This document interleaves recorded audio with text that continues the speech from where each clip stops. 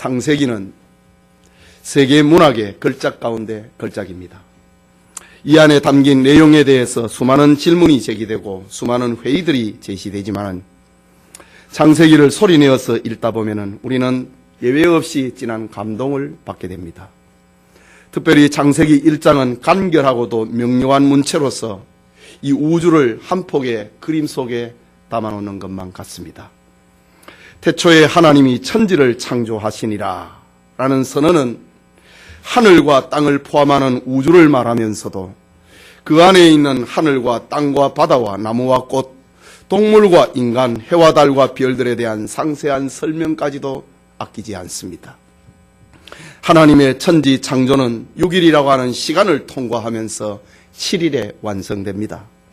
공간적인 관점에서는 하늘과 땅이라는 천체를 말한 후에 하늘에 있는 것들과 땅에 있는 모든 것들의 단계를 따라 펼쳐갑니다. 시간의 흐름에 따라서 어두움에 쌓여있던 우주의 베일이 하나씩 벗겨져 나가는 장면입니다. 우리가 살고 있는 우주와 세상을 이렇게 간결하게, 이렇게 완벽하게, 이렇게 종합적으로 표현하는 그림 세상에 그 어디에도 없습니다. 지난 시간에 살펴보았듯이 천지 창조 이야기는 아담 이후 그의 후손들에게 끊임없이 들려준 이야기입니다. 하지만 구체적이고 문자적인 선포는 출애굽한 이스라엘 백성들에게 모세가 광야에서 들려준 이야기입니다. 여러분, 지금으로부터 3,500년 전에 이스라엘은 애굽에서 400년이라고 하는 노예 생활을 하면서 그들에게 신화적 세계관이 물들어져 있었습니다. 애굽 사람들뿐만 아니라 고대의 모든 사람들은 우주와 삼라만상 속에 신들이 그 안에 있다, 그렇게 믿었습니다. 그래서 이 사람들은 태양과 달과 별들과 자연을 신격화하고 그것에 경배하고 예배했습니다. 하지만 모세를 통해서 들려주고 있는 하나님의 창조 이야기는 우주와 모든 자연계는 하나님의 영광을 위해서 만들어진 피조물이라고 하는 엄청난 이야기였습니다. 이스라엘 백성들에게 하나님의 천지 창조 이야기는 그야말로 천지가 계획을 하는 이야기였음에 틀림없을 것입니다. 여러분, 하나님의 천지 창조 이야기는 고대 사회뿐만 아니라 과학적인 세계관 속에 살고 있는 오늘의 현대인들에게도 충격이 되는 것은 틀림없습니다. 르네상스 시대 이후에 사람들의 지성은 권위를 벗어버리고 전통의 굴레를 벗어버리고 이성을 만물의 잣대로 만들어버렸습니다. 사람의 생각이, 이성이 만물의 척도가 되어버린 것이 르네상스 시대 이후에 일어난 정신세계입니다. 거기에 다윈의 진화론의 영향을 받은 19세기의 과학자들은 지구가 격렬한 변화의 과정을 거치면서 인간은 단일 조상의 후예가 아니라 여러 원조들을 가지고 있다고 하는 이런 설을 퍼뜨립니다. 긴 진화의 과정을 거치면서 사람이 되었다고 가르쳤습니다. 19세기의 과학은 자신감이 넘쳐 있었고 그리고 자족하는 듯 했습니다. 그 결과 사람들은 과학적이고 철학적인 방법들로 이 우주를 하나의 기계처럼 보고 신비를 다 상실하도록 만들었습니다. 그러나 20세기와 21세기의 과학은 끝이 없고 예측할 수 없는 우주의 신비와 인간의 한계를 느끼고 고백하지 않을 수 없게 되었습니다. 어제 뉴스만 보더라도 또 다른 이 우주 속에는 은하계가 또 하나가 존재한다고 하는 그런 보도가 있었지요. 이 태양계 속에 1000억 개에 넘는 별들이 있습니다. 지구는 조그마한 별 가운데 하나입니다. 태양을 중심으로 돌아가고 있는 이걸 태양계라고 하지요. 여기에는 1000억 개의 별이 있습니다. 이건 과학입니다. 그런데 이 우주에는 태양계와 같은 은하계가 1000억 개 이상이 있습니다. 이거는 과학으로 다 측량할 길이 없는 것입니다. 신비 그 자체입니다.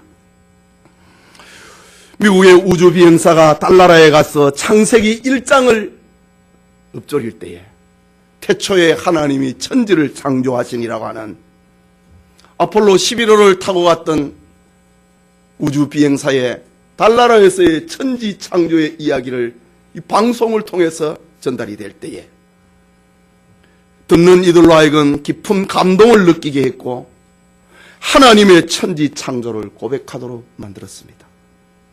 이제 과학의 유아기의 때에 가졌던 성경에 대한 의구심과 반발은 수그러들고 성경의 메시지를 새롭게 드리려고 하는 과학의 성숙의 단계로 지금 나아가고 있습니다. 여러분, 교회는 변화무쌍한 역사 속에서 지난 2000년 동안 설교와 신학 속에서 하나님의 창조신앙을 고백하고 전했습니다. 본서를 기록하고 있는 저자 모세는 오늘 본문을 위대한 창조주 하나님을 경배하고 본문을 통해서 그를 섬기는 특권과 축복을 일깨워주고 있습니다. 이 시간 창조주 하나님이라는 제목으로 창세기 강해하고자 합니다. 말씀을 듣는 우리 모두에게 광야교회에서 모세의 설교를 들으면서 모세의 설교 천지 창조의 이야기를 들으면서 하나님 신앙을 배웠던 조상들의 지혜와 은혜 그리고 감동이 우리에게도 있기를 소원합니다.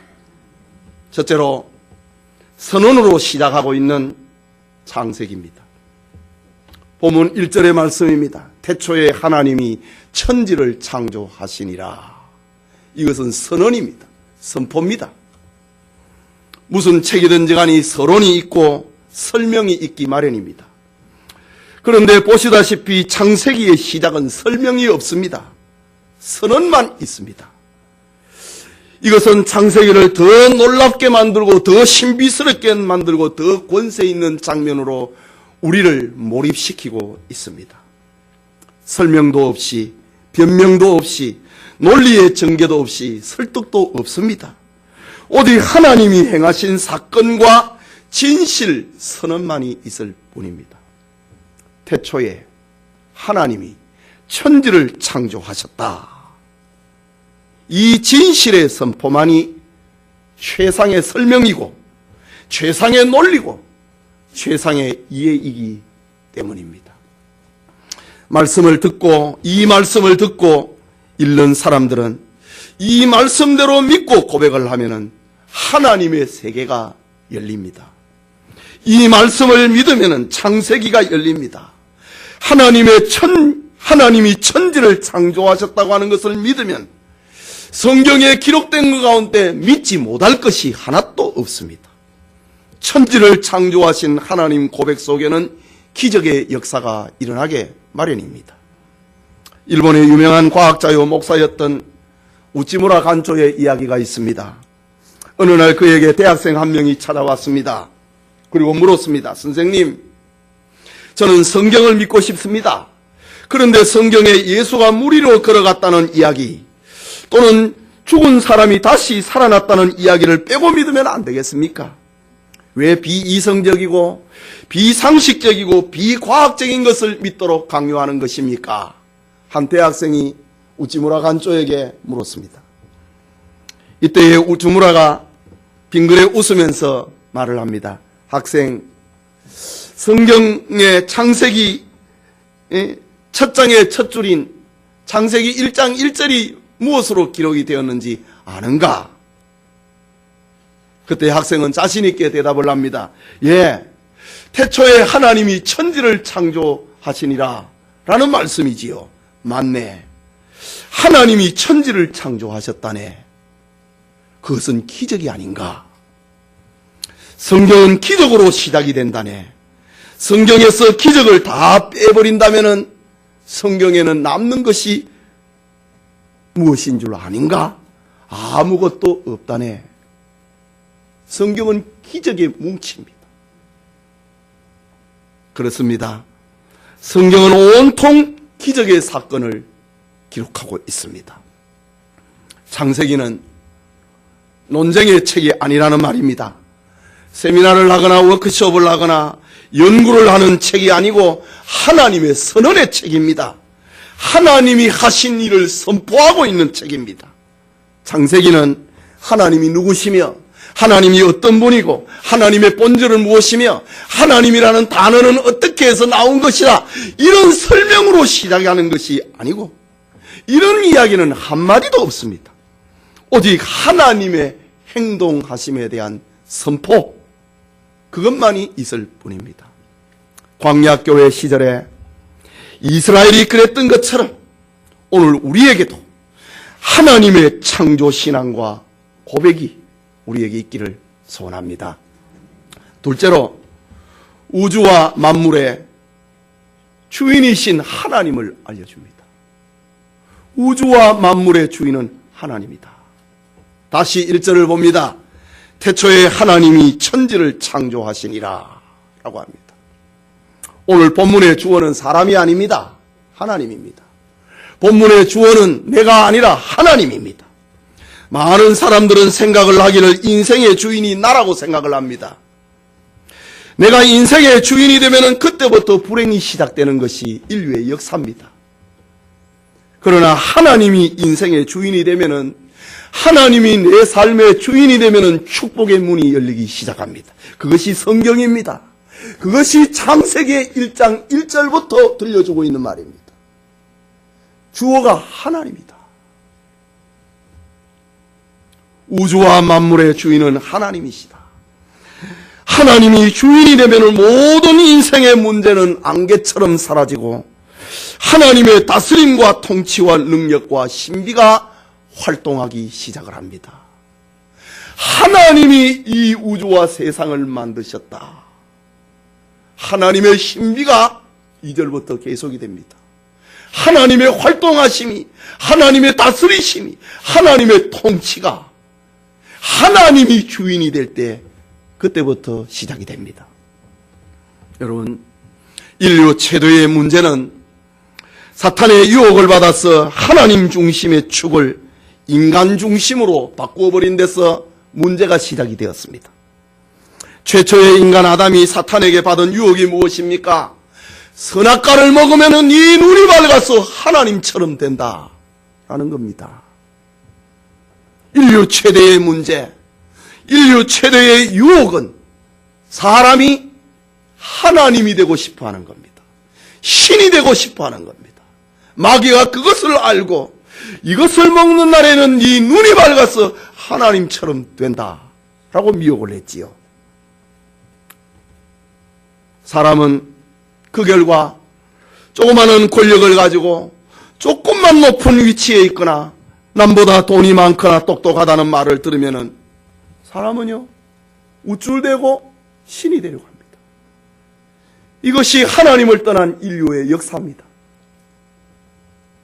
인간이 신이 되려고 하는 유혹은 다른 사람을 종으로 만들려고 합니다. 지배욕에서 시작이 됩니다. 많은 사람을 자신의 수하에 두고 싶고 명령을 하고 싶고 통치하고 싶은 유혹에 빠지는 것이 바로 신이 되려고 하는 인간의 첫걸음입니다. 인간이 가지고 있는 사상에서 우리를 가장 헷갈리게 만드는 것이 휴머니즘입니다. 영화나 소설에서 경험을 하듯이 휴머니즘은 굉장히 멋있고 감동적으로 사람들에게 다가옵니다. 하지만 휴머니즘의 중심은 인본주의입니다. 사실 휴머니즘의 중심인 사상은, 휴머니즘의 중심 사상은 사람의 인권입니다. 한 사람을 구원하기 위해서, 한 사람을 적지에서 구하기 위해서 이게 소대가 동원이 되고 있는, 그래서 가서 10명이 죽고 한 사람을 건져냈다. 감동적인 그런 영화가 얼마나 많이 있습니까? 그 한 사람의 인권을 귀하게 여긴다 이 말입니다. 물론 인권은 소중한 것입니다. 그러나 인권이 역사의 중심이 되고 인권이 우리의 삶의 중심이 되면 신권은 없어집니다. 인본주의가 있으면 신본주의는 사라져버리고 맙니다. 창세기의 1장의 1절의 이 말씀은 사람의 인권을 강조하는 것이 아니라 신권을 강조합니다. 인본주의가 아니라 신본주의를 말하고 있습니다. 인류의 구조는, 인류의 역사는 신본주의의 역사가 되어야 된다는 것을, 그래야 질서가 있고 그래야 행복하다고 하는 사실을 우리에게 들려주고 있는 말입니다. 어두움의 속성은 본래 빛을 싫어합니다. 불의한 사람은 의로운 사람을 싫어합니다. 정의로운 사람이 옆에 있으면 자신의 불의가 비교되기 때문에 의로운 사람이 환영받지 못합니다. 같은 맥락에서 죄인된 인간은 하나님을 환영하지 않습니다. 인생에서 하나님을 몰아내려고 합니다. 하나님을 인정하지 않습니다. 이유는 하나님이 있으면 불편하기 때문입니다. 이것이 죄인의 모습입니다. 이런 실상을 사도 요한은 요한복음 1장 5절에 빛이 어두움에 빛이 돼 어두움이 깨닫지 못하더라고 했습니다. 11절에는 자기 땅에 오매 자기 백성이 영접하지 아니하더라 라고 합니다. 문자 그대로 빛 대신 예수 그리스도가 세상에 왔습니다. 하지만 아무도 그를 환영하지 않았습니다. 세상은 캄캄한 어두움이었기 때문입니다. 사람은 하나님 신뢰하기를 거부하고 심지어 그 존재 자체를 부인하기까지 합니다. 그래서 인본주의자들은 하나님은 없다, 하나님이 나와 무슨 상관이냐 라고 말을 합니다. 시편 2편 1절과 4절에 보면은 어찌하여 이방의 나라들이 분노하며 민족들이 허사를 꾸미는가. 세상에 군왕들이 났으며 관원들이 서로 꾀하여 여호와와 그의 기름 부음 받은 자를 대적하며 우리가 그의 맨 것을 끊고 그의 결박을 벗어버리자 하는도다. 하늘에 계신 이가 웃으심이여 주께서 그들을 비웃으시리로다. 하나님이 보실 때에 사람들이 하고 있는 일들은 정말 비웃음거리밖에 되지 않는다는 말입니다. 빛을 멀리하고 그리스도의 사랑을 끊으려고 하는 것, 인생의 어리석음입니다. 그러나 오늘 본문에 이 본래를 찾고 있습니다. 태초에 하나님이 천지를 창조하시니라. 이것은 만물의 주인이 하나님이라는 사실을 알려줍니다.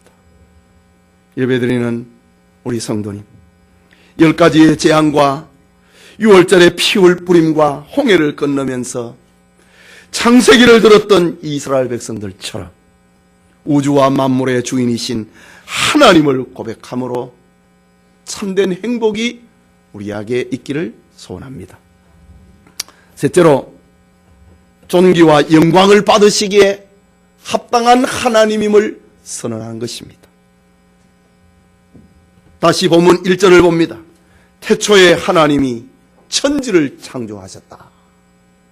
이 말씀은 존귀와 영광을 받으시기에 합당하신 분이 하나님이라는 사실입니다. 잠언의 말씀처럼 여호와를 경외하는 것이 지혜의 근본입니다. 그렇다면 하나님을 신뢰하고 하나님을 거부하지 말아야 됩니다. 하나님이 여러분의 인생 안으로 들어오셔야 됩니다. 그래야 여러분은 행복할 수 있고 하나님을 섬기고 찬양하고 경배하는 것이 인생과 우주 만물의 본분입니다. 이것을 알려주고 있는 말씀이 태초에 하나님이 천지를 창조하시니라 라는 말씀입니다. 그러므로 하나님의 자녀된 성도들은 하나님의 이름을 가지고 논쟁하지 말아야 됩니다. 하나님과 세미나하지 말아야 됩니다. 하나님은 책에 계시거나 도서관에 계신 분이 아닙니다. 하나님은 우리의 인격에, 우리의 삶에 계십니다. 하나님은 우리의 예배를 받으시고 우리의 경배와 찬양을 받으시기에 합당하신 분이고 그것이 사람의 본분입니다. 그래서 지혜의 왕 솔로몬은 일의 결국을 다 들었으니 하나님을 경외하고 그 명령을 지킬지어다. 이것이 사람의 본분이니라 라고 들려주고 있습니다. 오늘날 성도들이, 교인들이 하나님을 만나지 못하는 이유가 무엇입니까? 그것은 하나님과 논쟁하고 따지려고 하기 때문입니다. 교회 시비하고 따지는 사람은 절대로 은혜 생활 못합니다. 여러분, 하나님 앞에 기도하십시오. 하나님 앞에 무릎을 꿇으십시오. 그리고 그분의 위대하심과 영원하심과 거룩하심을 찬양하시기 바랍니다. 그러면 하나님의 거룩과 능력이 여러분 앞에 나타나게 될 것입니다. 태초에 하나님이 천지를 창조하시니라. 이 하나님의 선언 앞에 우리는 예배의 대상으로, 경배의 대상으로 여겨야지 논쟁의 대상으로 여겨서는 절대로 안 됩니다. 이사야 55장 7절에 악인은 그의 길을 불의한 자는 그의 생각을 버리고 여호와께로 돌아오라. 그리하면 그가 긍휼히 여기시리라. 우리 하나님께로 돌아오라. 그가 너그럽게 용서하시리라 라고 말씀했습니다. 스가랴 1장 3절에는 너희는 내게로 돌아오라. 만군의 여호와의 말이니라. 그리하면 내가 너희에게로 돌아가리라 라고 말씀했습니다. 호세아 6장 1절에는 오라 우리가 여호와께로 돌아가자. 여호와께서 우리를 찢으셨으나 도로 낫게 하실 것이요 우리를 치셨으나 도로 싸매어 주실 것이라. 하나님에게로 우리가 돌아가야 됩니다. 하나님은 우리의 예배의 대상입니다. 요한계시록 4장에 보면은 내 생물의 환상이 나타납니다. 영적 세계를 총괄해내고 있는 장면, 내 생물의 모습입니다. 이 내 생물에는 6날개가 있고 그 안에 그리고 주위에는 눈이 가득하다고 했습니다. 그들은 밤낮 쉬지 아니하고 거룩하다 거룩하다 거룩하다. 주 하나님 곧 전능하신 이여 전에도 계셨고 이제도 계시고 장차 오실 이시라. 이 영적 세계가 하나님을 향하여 찬송하고 경배하고 있다라고 했습니다. 내 생물의 찬양만 있는 것이 아닙니다. 그 옆에 있던 신구약 성도들을 상징하고 있는 24장로들이 보좌에 계신 그분 앞에 면류관을 벗어드리면서 계시록 4장 11절에 우리 주 하나님이여 영광과 존귀와 권능을 받으시기에 합당하시오니 주께서 만물을 지으신지라. 만물이 주의 뜻대로 있었고 또 지으심을 받으셨나이다 라고 합니다. 신구약의 모든 성도들의 노래는 하나님을 찬양하는 것입니다. 하나님은 찬송과 존귀와 영광을 받으시기에 합당한 분임을 선언하고 있는 말이 창세기 1장 1절의 말씀입니다. 하나님께 찬송과 영광과 존귀를 돌려드리는 것을 가리켜 예배라고 합니다. 참된 예배 가운데 하나님의 임재가 나타나고 하나님의 영광과 거룩을 나타내십니다. 예배자에게는 치유의 능력과 변화의 능력이 일어나게 되는 것입니다.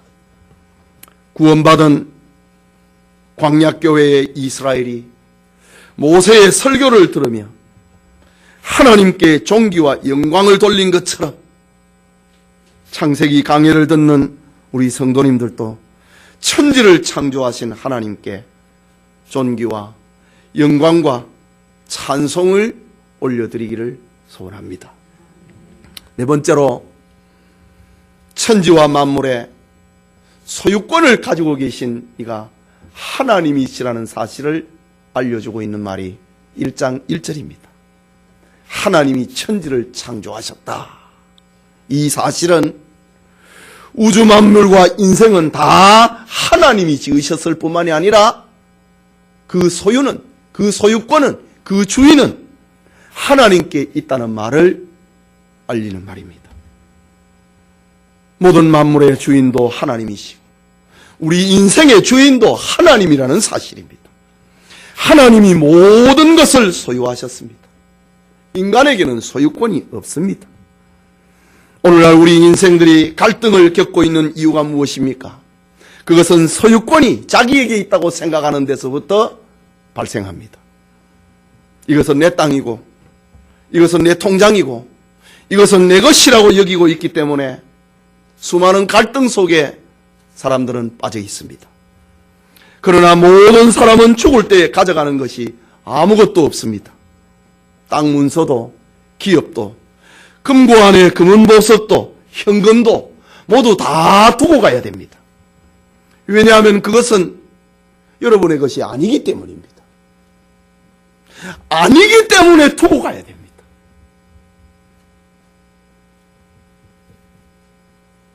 여러분의 것은 여러분의 영혼, 그것만 들고 갑니다.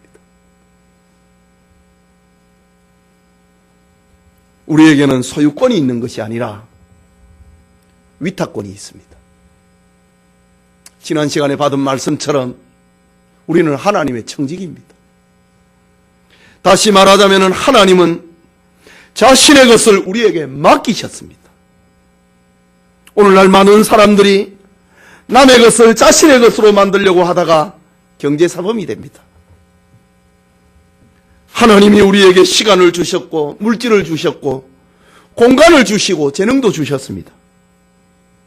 그래서 물질도 시간도 건강도 궁극적인 주인은 하나님입니다. 우리 인생도 하나님이 주신 것입니다. 그러니 그것을 가지고 하나님께 영광을 돌려야 됩니다. 하나님을 찬양하고 그분의 이름을 높이는데 사용해야 되는 것입니다. 만물의 주인이 하나님이다. 그것을 선언하고 있는 말씀이 창세기 1장 1절입니다.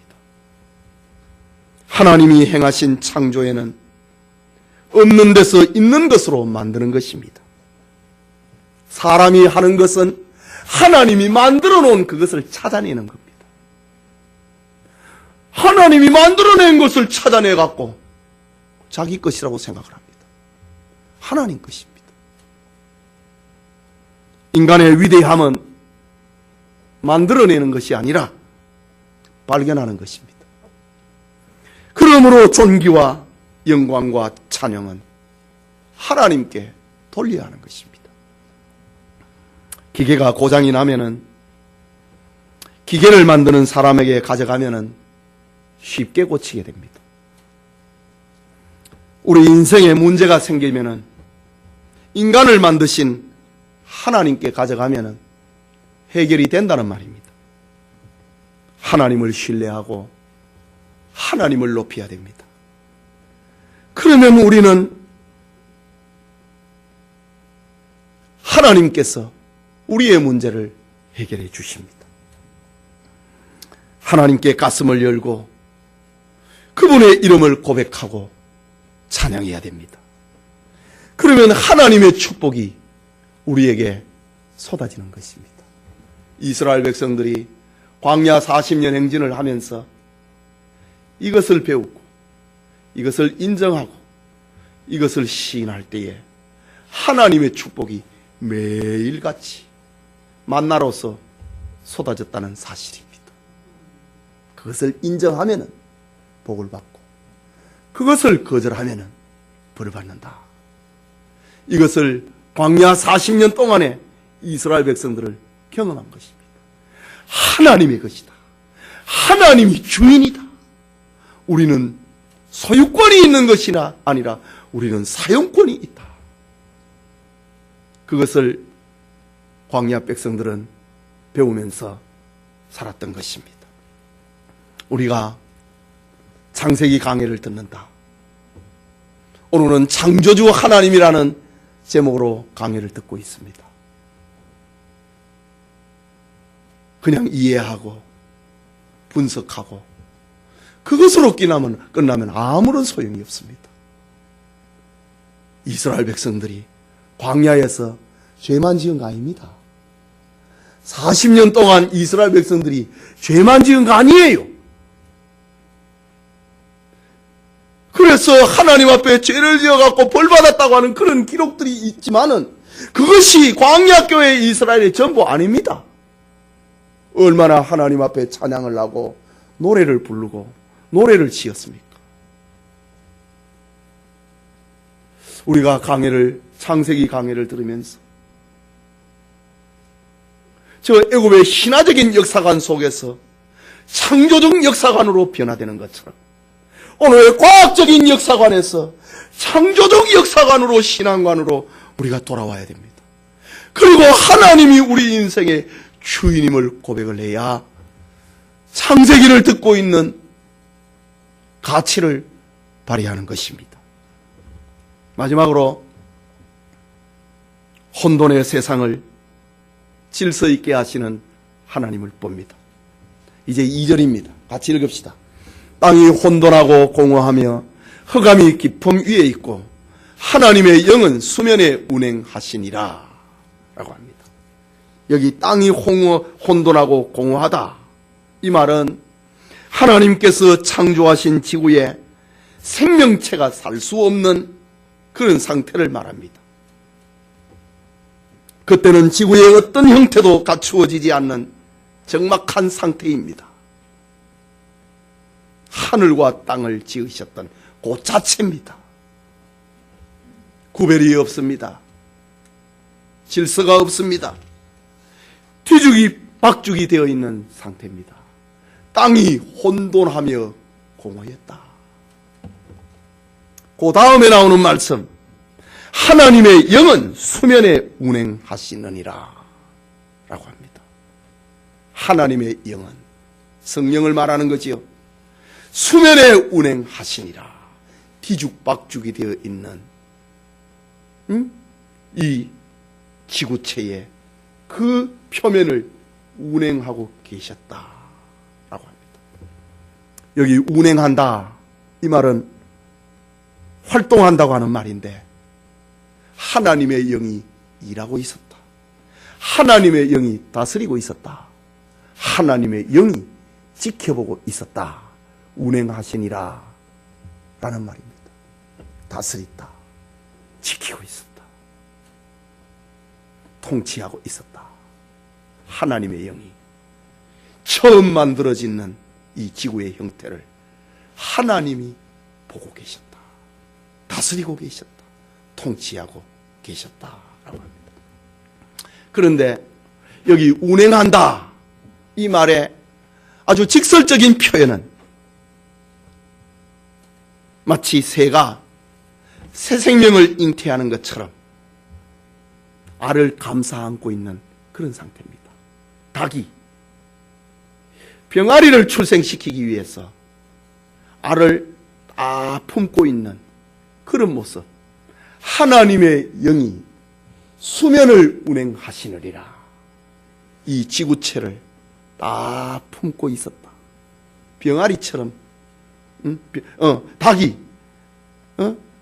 병아리가 태어나는 그럴 때에 품고 있는 것처럼 하나님이 품고 있었다 라는 말입니다. 하나님께서 자기 형상대로 지음을 받을 인간의 삶의 장소를 만들어내기 위하여서 병아리가 그 껍질을 깨고 나오는 거, 그거를 기다리기 위해서 다 품고 있는 것처럼 하나님께서 자신의 형상으로 닮은 사람의 거주지로 만들기 위하여서 하나님께서 땅을 다 품고 계셨다. 하나님의 관심과 포근함과 소중하게 돌보심을 말합니다. 오늘의 우주와 지구와 만물이 이렇게 자리를 잡고 5대양 6대주를 형성을 하고 질서 있게 된 것은 지금도 하나님이 다스리시고 지켜보시고 품고 계시기 때문입니다. 우주의 질서를 처음으로 발견하고 발표한 독일의 천문학자 요하네스 케플러는 하나님 신앙에 돈독한 사람이었습니다. 하지만 케플러에게는 하나님의 존재를 부인하는 친구가 하나 있었습니다. 그는 말하기를 우주는 어떤 기계적인 질서에 의해서 우연히 생겨났다고 말하는 사람이었습니다. 케플러가 아무리 설명을 해도 하나님의 존재를 부정을 하면서 이 모든 우주는 어떤 우세한 힘을 가진 별에 의해 다른 별을 지배함으로 생겨난 그 자체의 힘으로 격변에 의해서 생겨난 것이지 누가 만들어낸 것은 아니라고 주장을 했습니다. 케플러는 친구에게 이 세상 우주 만물을 하나님이 창조하셨다는 사실을 알려주고 싶으나 그 친구는 받아들이지 않는 것입니다. 하루는 케플러가 태양계의 모형을 만들었습니다. 수성과 금성과 지구 등 태양계의 별들을 실제 크기의 축소 비율로 아름답게 만들어서 색깔까지 칠을 내고 태양을 중심으로 뱅글뱅글 돌아가게 만들고 자기 책상 위에 올려놓았습니다. 며칠 후에 친구가 사무실에 방문했습니다. 책상 위에 만들어진 태양계를 보더니 정말 아름답구나. 이 근사한 모형을 누가 만들었지? 케플러는 내심 그런 질문이 나오기를 기다렸다가 시치미를 뚝 떼고 말을 합니다. 아무도 만들지 않았어. 저 모형은 그저 자기 힘으로 생겨난 거야. 그러자 친구는 어이없다는 듯이 그런 엉터리 같은 대답이 어디 있는가? 누가 만들었지? 자네가 만들었지? 다그쳤습니다. 그때 케플러는 진지한 표정으로 여보게 이 작은 장난감 하나라도 저절로 만들어질 수 없듯이 이 장엄한 우주는 하나님이 창조하셨다니. 사람이 만든 이 장난감은 부서지지만은 하나님이 만드신 우주는 절대로 부서지지 않는 완전품이라네. 그제야 친구는 하나님의 존재를 깨닫고 믿음의 사람이 되었다고 하는 그런 이야기가 있습니다. 예배드리는 성도 여러분, 구약 성경의 최고의 신학자였던 에드워드 영은 이런 말을 들려줍니다. 만일 하나님이 우리보다 조금 크신 분이라면은 그저 큰형 정도일 뿐이고 그 이상이 아니라면은 단지 전체의 한 부분에 지나지 않는다면은 하나님이나 당신이나 나나 모두 다 함께 같은 천체 안에 있게 된다. 그렇게 되면은 기준이라는 것은 없게 된다. 절대자도 없게 되고 만일 하나님이 오직 세상사 과정의 한 부분이라면은 모든 사람은 각자 스스로 존재하는 것이고 우리 시대에 퍼지고 있는 모든 현대 철학 사상이나 새로운 도덕률, 새로운 신학, 기타 등등은 모조리 수용될 수 있다. 만일 그렇게 되면은 하나님이 죽으셨거나 살아계시거나 아무런 문제가 되지 않는다. 우선 살고 보자. 즐기고 보자. 절대자는 없다. 모든 것이 바뀌기 때문에 도덕의 기준은 없다. 오늘 옳은 것이 내일 틀린 것이 될 수 있다. 그러므로 될 수 있는 대로 제일 좋은 길을 택해 한평생 살아가자. 하나님이 우리와 비슷하거나 우리보다 조금 낫거나 하나님이 그냥 우리 이 천체 속에서 우리랑 같이 어울려서 살아가는 그런 존재라면은 그게 무슨 기준이 되는가? 그냥 우리 편한 대로 살면은 되지 않겠는가? 그런 말입니다. 그러나 이것은 창세기 이야기가 아닙니다. 에드워드 영은 계속해서 말을 합니다. 성경은 그렇게 말을 하지 않는다. 성경은 하나님이 만물을 창조하셨다고 말한다. 그렇기 때문에 삶은 의미가 있는 것이고 바뀌지 않는 절대적인 기준이 있는 것이다. 하나님은 우리에게 무엇이 옳고 무엇이 그런가를 말씀하신다. 그 때문에 삶은 의미가 있는 것이다. 그 때문에 하나님을 믿는 당신과 나, 우리가 존재하는 주된 이유가 그분을 영화롭게 하고 그분을 영원토록 즐거워하는 것이라고 아주 당연하게 말할 수 있는 것이다 라고 했습니다. 그렇습니다. 창세기에 계신 말씀하고 계시는 그 하나님이 계시기에 우리의 신앙은 가치가 있는 것입니다. 우리의 도덕적인 기준은 힘이 있는 것입니다.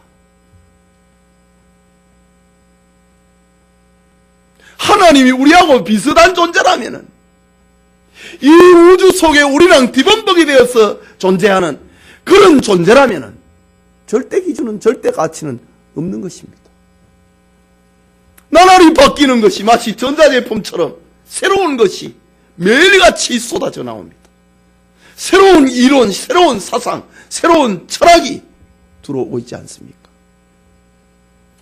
하나님이 우리랑 비슷한 그런 존재라면은 즐기면서 사는 것이 옳습니다. 그러나 창세기에서 말하고 있는 하나님은 그런 하나님이 아니라 이거죠. 절대하신 분이고 창조자고 만물의 주인이고 무슨 기준을 말씀하고 있는 그런 하나님이시기 때문에 그분을 믿는 우리의 신앙은 가치가 있는 것이고 그분을 따라가고 있는 우리의 삶의 도덕은 힘을 발하는 것입니다. 오늘 성경은 하나님께서 천지를 창조하신 말씀을 들려주고 있습니다. 창세기는 성경 중에 제일 앞에 있는 책입니다. 여기에는 모든 것의 시작이 기록이 되어 있습니다. 그러므로 창세기를 모르면 모든 것의 시작을, 실마리를 풀어낼 수가 없습니다. 창세기는 우주와 만물의 기준이 기록이 되어 있습니다. 기준. 여러분, 학생이 운동을 하고 군인들이 큰 넓은 운동장에서 체조를 할 때에 기준을 정합니다. 야, 너 기준. 그러면은 기준을 중심으로 쫙 폈다가 모여듭니다. 창세기는 우주와 만물의 기준을 우리에게 알려줍니다. 창세기는 참다운 세계관, 참된 인생관, 참된 가정관, 그리고 시험에 대하여, 죄악에 대하여, 구원에 대하여 하나님의 언약에 대한 기준을 우리에게 들려주고 있습니다. 그러므로 창세기는 우리에게 너무나 소중한 보석과 같은 책인 것입니다. 이해가 아닌 선언으로 청지 창조를 들려주신 하나님. 오늘 성경은 우주와 만물의 주인이신 하나님, 존귀와 영광을 받으시기에 합당하신 하나님, 천지와 만물의 소유권을 가지고 계신 하나님, 혼돈의 세상을 질서 있게 하시는 그 하나님을 우리에게 들려줍니다. 그 하나님을 우리의 인격과 삶에 고백을 할 때에 모든 논쟁과 의심은 사라집니다. 하나님의 구원과 기적이, 그리고 온갖 유의 축복이 우리에게 채워지게 될 것입니다. 창세기 강해에 참여하는 우리 모두에게 저 광야교회 시절에 이스라엘 백성들이 누렸던 감격, 그들이 받았던 축복, 매일같이 만나가 내리는 축복, 신발이 헤어지지 아니하고 어복이 닳아지지 아니하는 이 신령한 축복, 창세기 강해를 듣는 우리 모두에게 함께하기를 소원합니다.